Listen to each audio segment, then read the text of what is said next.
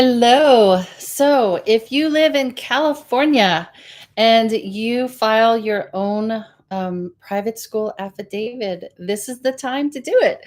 So, we have from October 1st to October 15th to file our PSA. So, keep in mind, there are a couple of people who don't have to do this. So, one, if you're with a charter school, you don't have to file this. So, you can hang out with us if you like, but it's not going to help you. You are already good to go with your charter school.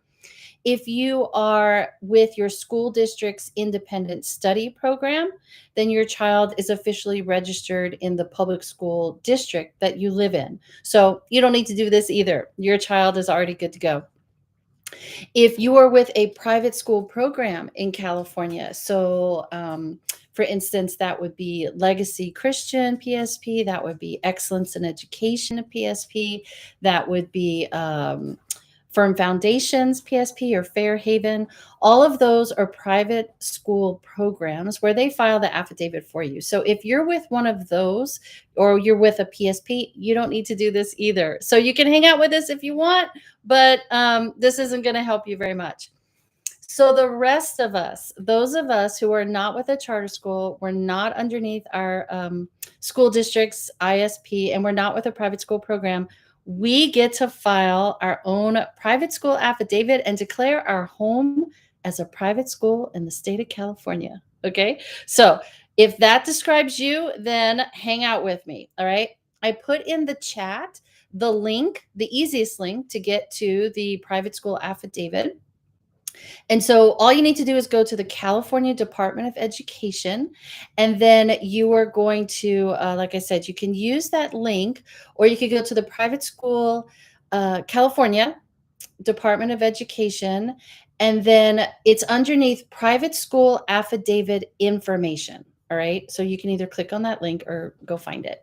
So I'm going to give you a couple of seconds to go ahead and open up that page because I'm literally going to walk you through step by step. Okay. So while you guys are finding that page and getting to the private school affidavit instructions, a couple of other things. If you have a preschooler or a kindergartner, you don't have to file a PSA either. Okay. So in the state of California, it's first grade and up when your kids need to be legally enrolled in a school.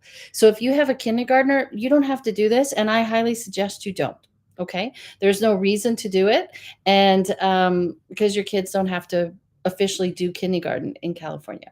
So you can hang out with us and see how the process goes. So next year you can easily do it. Okay. But if you have a kindergartner, you don't have to do it.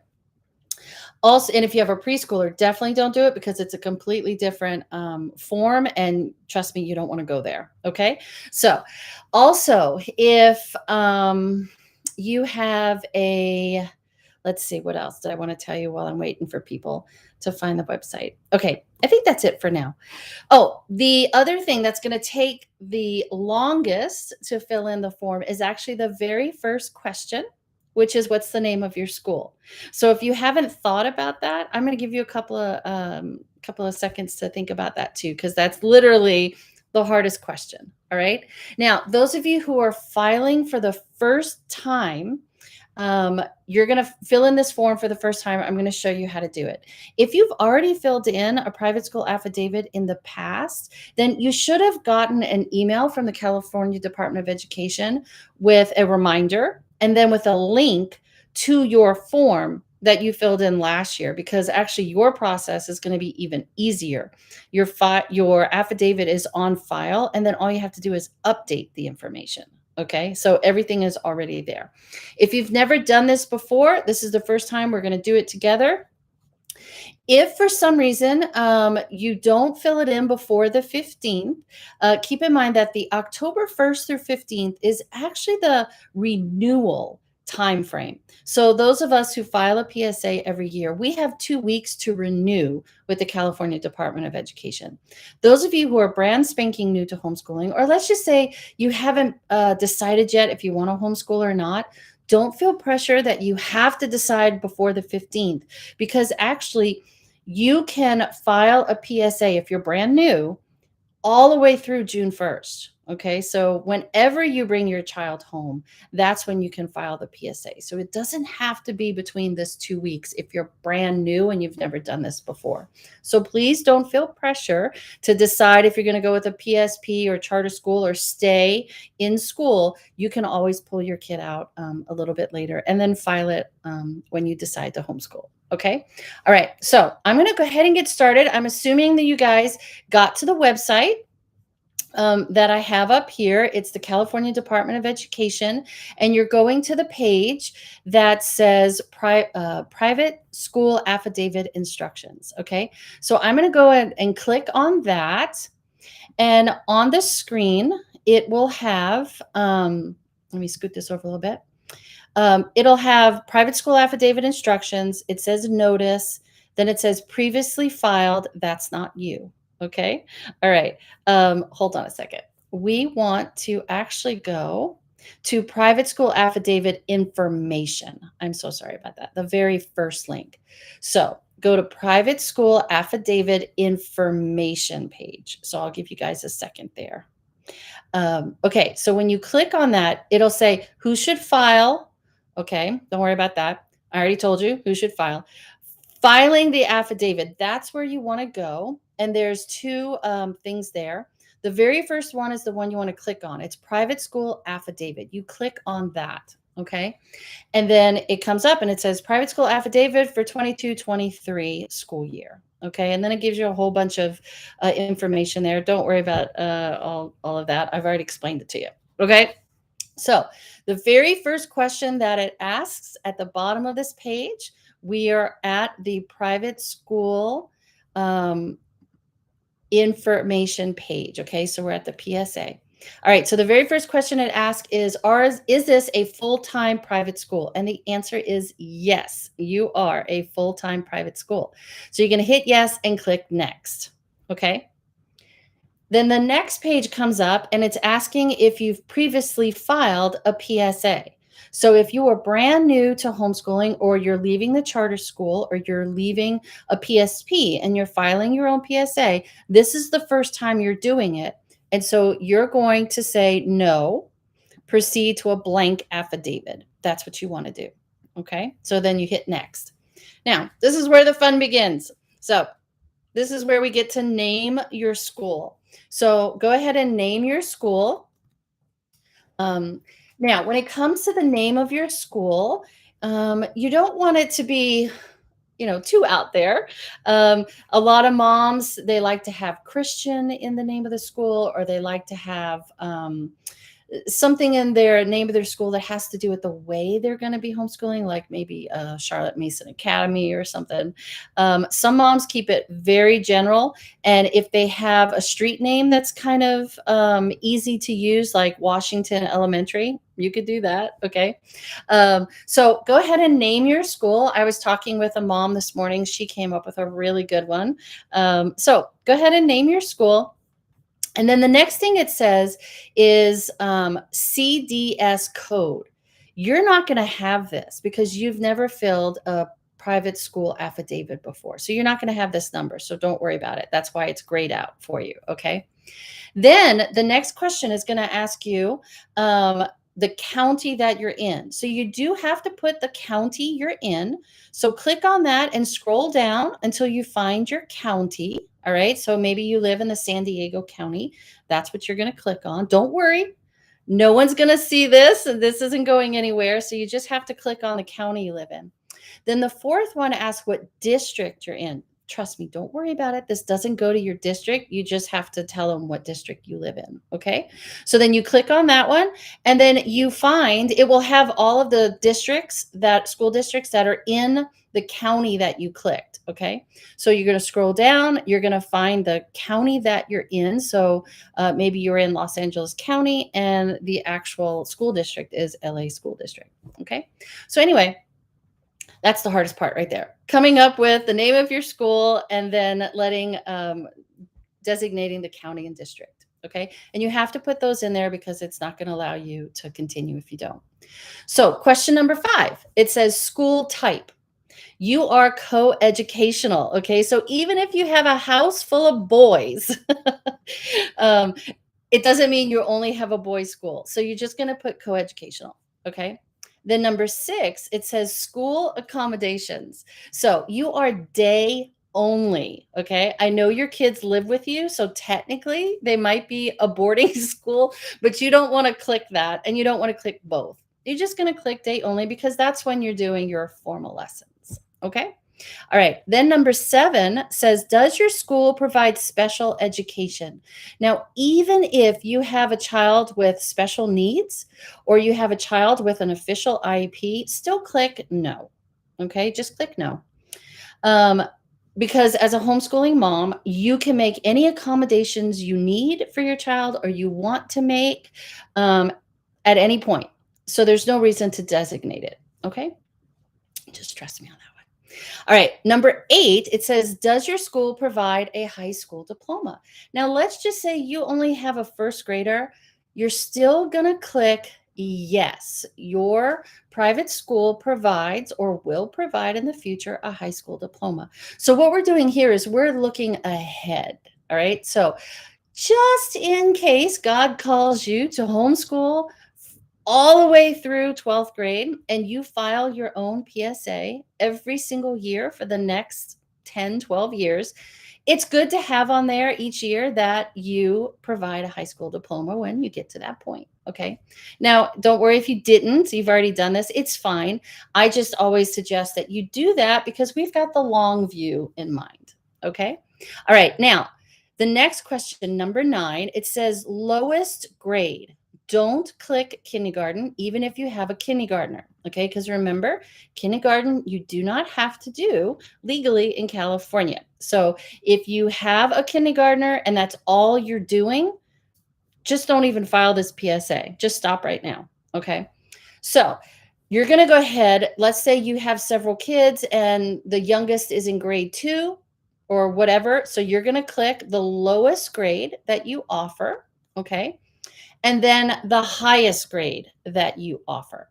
So if you want, you can click the grade of your oldest child, or just with the long view in mind, I always suggest that moms click grade 12, just in case, because God might call you to do this forever.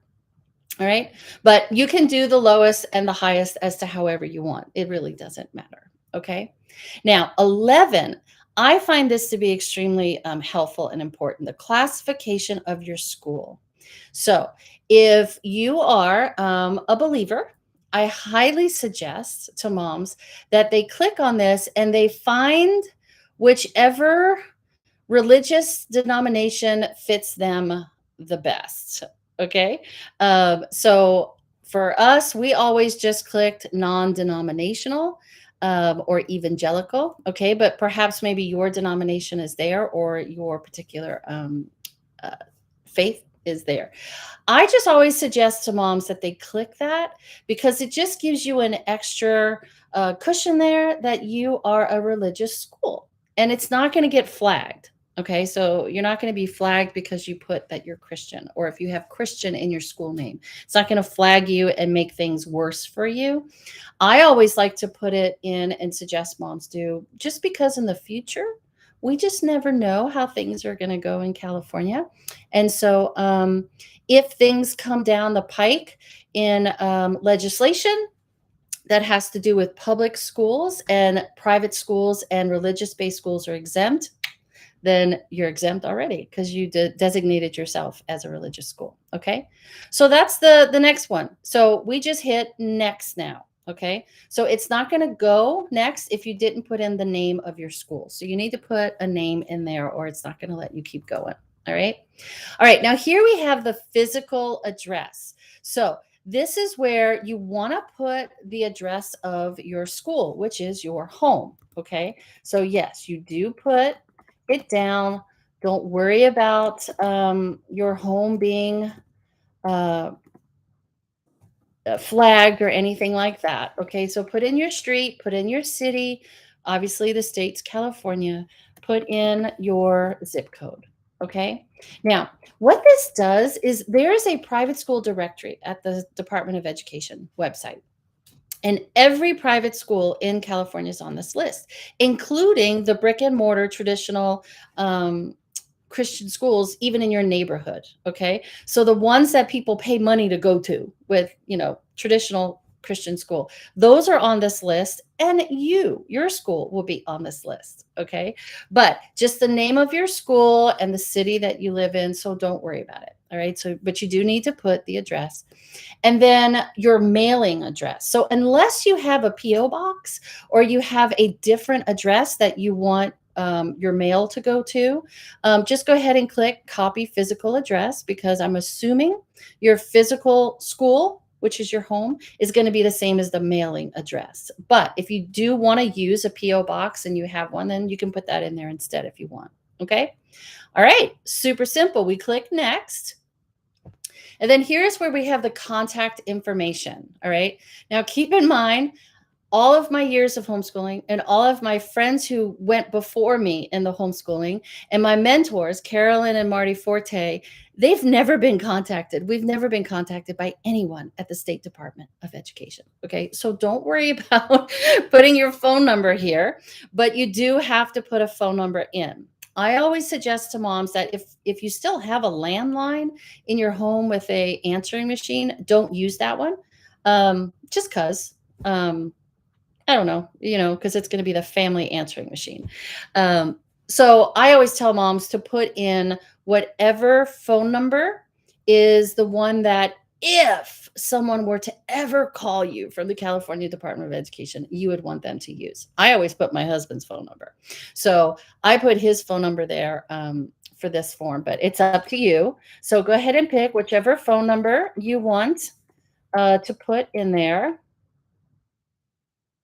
Sorry, it's hard for me to type and talk. No facts needed. Primary email. All right. So here, this is where you're going to put your email address in. If you happen to have created your own email address, maybe with a Google or a Yahoo account just for your school, then use that one. But if you didn't, you don't have to. Any email is fine. And this is the email address that the affidavit, the proof of your affidavit is going to be sent to. And then next year, the reminder with the link is going to be sent to this email. So make sure it's an email that you use a lot, or at least you can access to get this information. Okay. So you're going to put in your email address that you want them to send your form to. Okay. And don't put a website, even if you have one. Just leave that blank. All right. So we're going to click next. All right. Here's where the fun questions come in. Has the school name changed since the last filing? I'm assuming this is the first time you're doing it. So the answer is no. Question number 27 relates to that. So we can skip to 28. Has the public school district in which your private school is located changed since your last filing? Well, you haven't filed one. So just click no. All right. Even if you've moved, it doesn't matter because you've never filled in a PSA before. All right. So then we're going to click next. All right. So here's your student ages. Even if you have a child living in the house that's younger than 6, don't put their age down, because you're not, you might be officially homeschooling them, but they don't have to officially and legally do school. Okay. So don't put anybody that's 5 or younger there. So if you put then the youngest one, so that might be 6 years old, and then put in the months, whatever, and then the oldest years. All right. So whatever your oldest child is, you're going to put that in. Okay. Then the enrollment. This is where you're going to click on what grade level each of your kids are in. Remember, you don't have to do kindergarten. So even if you have a kindergartner, don't click 1 student for kindergarten. Leave that one as 0. And then you're just going to go and click on, so maybe you have a 3rd grader, so you're going to put 1 there, 6th grader, whatever. So you're going to put in how many students you have in each grade level. And don't worry about it if you only have 2 kids, you only have 2 students in your school. That's fine. And you're not going to get flagged because of it. Okay. So just put that down. And then report the number of students who graduated from 12th grade in the previous year. I'm assuming, again, this is the first time you're filing, so keep it as 0. Okay. Now, number on staff. You only have 2 on staff if you're married. If you're a single mom, it's just 1. Okay. So full-time teacher, that's going to be 1. Part-time teacher, even if you have someone who comes into the house, I wouldn't put that person down. Okay. Or if your kids take classes outside the home, that is irrelevant for this form. So you don't have to put anybody down for part-time teacher. And then administrator, just go ahead and put one, even if it's you doing both. Okay. You're a single mom, you just go ahead and do that, or a single dad. And then other staff, just leave it a 0. You really don't need to put any more than that. Okay. So then you're going to go ahead and click next. Okay, site administrator. This is up to you, but you'll notice that we have site administrator, and then if you scroll down a little bit, you have director or principal. Okay, so if you're married, I always suggest to the moms that the husband is one of these and the mom is the other one. Okay, so if you read the description for site administrators, it is the individual responsible for the day to day operations. All right, so I'm just going to assume you're more hands-on and you're the one that does more of the planning than your husband does. So this is where you would put your name in. Okay, so you just go ahead and you put your first and last name in there. For fun, take a look at the different titles that you can give yourself. I always just say I'm the director. Okay. The phone number. I always suggest to moms that they use the same phone number and the same email address throughout the entire form, whether it's for you, the school, the principal, the contact information. Always use the same number, always use the same email address. Okay. It just makes it easier and it flows better. Okay. So put your phone number in there, the same one that you did earlier for your school phone number. So we're going to put that in. And remember, if you don't, it's not going to let you go on. And then put in the email address that you used for the school email address. Try and use the same one. And then also the school address, which would be your home. Okay. So we're going to put that in. I'm putting in mine just so I can move ahead with you. We live in California, and then your zip code. Okay. Then we move down to the director or the principal. Now, this is the one that's just kind of responsible for the overall of the school. So that's why I always say, if you're married, this is where I just put a different name there. So that would be my husband's name. You can put your name again if you want. But if you are married, I always suggest just go ahead and put your husband here. Pick the title you want him to have. I always call my husband the principal. Make sure you put in the same exact phone number. Again, it just makes things easier. The same email, and of course, the same address. Okay. See how easy this is? It's just so easy. I know California can be a pain in a lot of stuff, but not when it comes to homeschooling. All right. So we have the site administrator. It's probably you. And we have the director or the principal, probably your husband, but it can be you too if you want. So we're going to click next. Right. And then this is the school records. Now, I'm assuming again that this is you. You're the one that's doing the teaching. You're the one that's doing the assessing. You're the one that's keeping track of records. You're the one that, if they're in high school, you're making the transcript. So it only makes sense that your name is in this one. Okay. I love my husband dearly, but he has no clue what the kids were doing and how they were doing. So, I mean, he knew how they were doing, but you know what I mean? So, just go ahead and put, I'm assuming yourself. So again, you're going to put in your name and your last name. And again, I have to do all this so that I can move ahead with you. Use the same email address that you've been using. Use the same phone number that you've been using. And of course, the same address. All right. They really should have like a little button that just auto fills it for you. But when you fill this in next year, all this is done for you. You're just updating it. Okay. All right. Then once you put in the contact information for school records, okay, then the next one is records location, meaning where are the records being held? It's going to be held at your home in the school, your private school. So just click copy contact address. Okay. All right. And then here you're just acknowledging that everything you've said so far is true and accurate. So you click that little box and you click next. Okay. I needed a title there. Okay. Next. All right. Now, this is the part where it's really not confusing, but this is where a lot of moms get nervous, and there's no need to be nervous.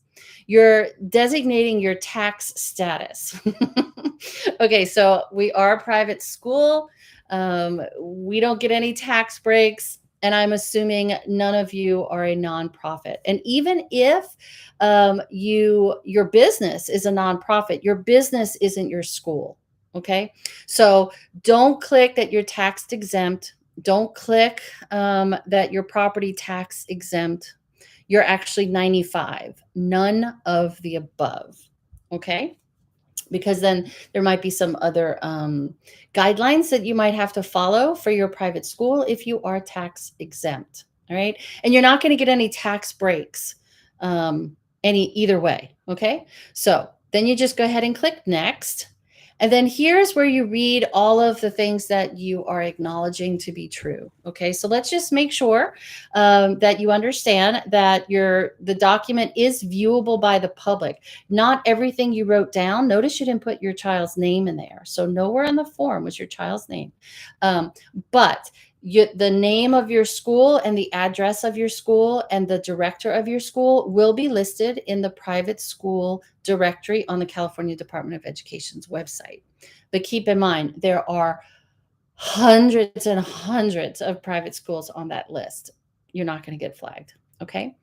The private school affidavit must be filed by persons, right, that are high school level. Let's see, offering or conducting a full-time school. That is you. Okay. It's saying if you're preschool, you have to do something different. So we're not doing preschool, remember, so you don't have to do that. This is the important one. The affidavit is not a license or an authorization to operate a private school, and nor is it saying that your school is accredited. Okay. This is just stating that you are running a private school in the state of California. All right. So there's no way that a WASC team can come in to your home and give you accreditation. So your private school through your home will never be accredited, and that's okay. That's a whole nother thing we can talk about, but that's absolutely fine. Your kids will get into college without it.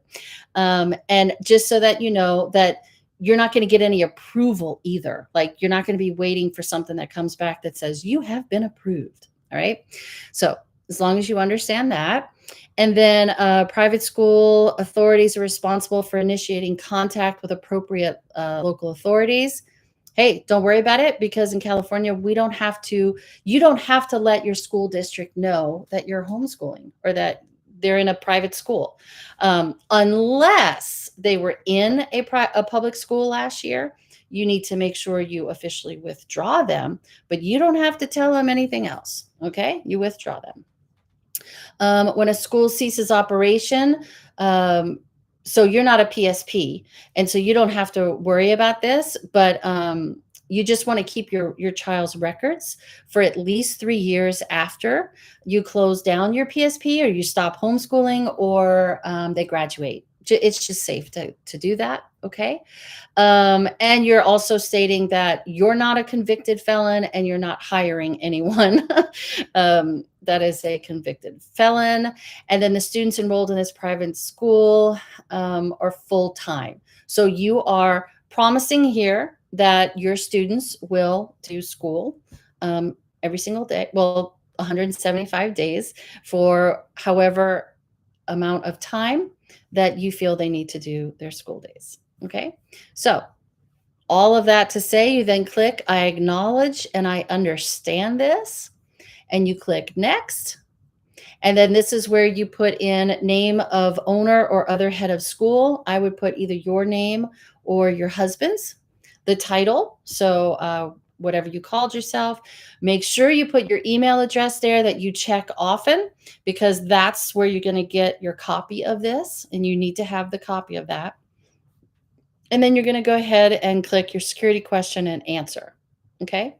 So once you all do all that, you click review, and then everything that you did will show up. So at this point, when you click review, if you had, if you want to change the name of your school because you were in a rush to do it, just go ahead and change it now. So you can just sit on it for a little while, think about it, pray about it.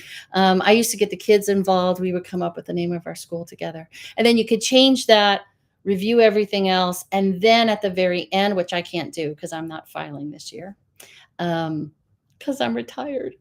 Then you just click the submit, and you will get an email from the California Department of Education acknowledging that you submitted it with a link to the form so that you can click on the form. I always tell moms to save that email and to also print the affidavit in hard copy and keep that in your files as well. Okay. Especially if your kids are in high school and you think that they might want to do some dual enrollment classes with a community college or with a private school like Grand Canyon. They have online classes in Hillsdale and stuff like that. Sometimes they ask for the affidavit. Okay. So that's it. All right. It was longer than 15 minutes, but hey, 30 minutes. You are now officially a homeschooler and your home is now a private school. Okay. So if you have any questions, if you joined this late, you can go ahead and watch this again. I'll publish it up on my YouTube for a couple of days so you can look at it again. Or you can just email me or direct message me either through YouTube or Instagram, or email me, like I said, or through my website. And I'd be more than happy to help you or answer whatever specific questions you have. But remember, if you have a kindergartner or less, you don't have to do this. All right. You guys, I'm praying for you. It's going to be a great year. You did it. All right. We'll see you guys soon.